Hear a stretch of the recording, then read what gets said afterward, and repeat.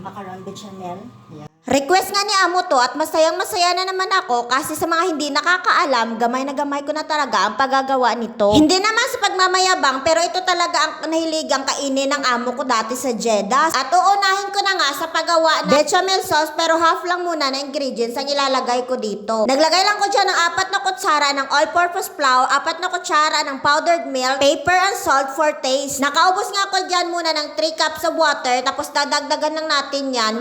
Bali na ubos ko dyan ay 4 na cup ng water. Lutuin lang natin yan sa mahinang apoy at huwag nyo tigilan sa paghahalo kasi titigas yan at masisira yung ating bechamel sauce. Tinigil ko nga muna dyan sa ganitong consistency kasi unahin ko na muna itong macaron at saka yung chicken na gagamitin natin mamaya sa ating bechamel. Kulo lang ako dyan ng tubig, nilagyan ko ng asin at oil, tapos dito sa isang pan, nagisa lang ako dyan ng sibuyas, tapos nakulo na nga yung tubig, nilagay ko na yung ating macaron pasta. Habang nagluluto ako dyan ng pasta, nagluluto na rin ako dyan ng ating manok. Nilagay ko na rin yung ating breast chicken yung ginamit ko dito. Tapos, gisa-gisahin lang natin yan ng maayos na mag-golden brown. Naglagay na rin ako dyan ng tomato at gisa-gisahin pa rin natin yan. At maglalagay na tayo ng ating pampalasa. Naglagay lang ako ng pepper, asin, tomato paste, turmeric, at barat powder. Naglagay na ako ng paprika dyan at halu-haluin lang natin ng maayos hanggang sa makapit yung ating pampalasa sa ating manok. Dinagdagan ko na ng tubig dyan pampaluto sa ating manok at naglagay rin ako ng asukal. Dagdag pampalasa na rin yan. Haluin lang natin yan hanggang sa maluto ang manok at nung makita ko na nga itong ating pasta ay luto na. Tapos sinairer ko na lang yan dyan at hugasan natin yan ng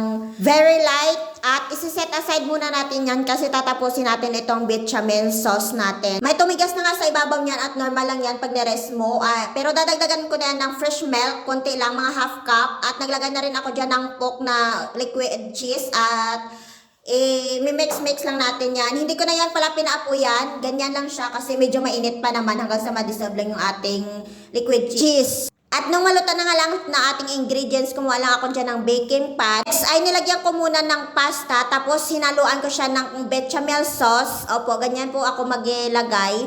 Then next, nilagay ko yung ating chicken. And next sa chicken natin, ay nilagay ko na rin yung mga naiwan nating macaron. Pero hindi na natin lalagyan ng sauce. Kasi yung sauce na bechamel ay itatoppings natin yan sa taas.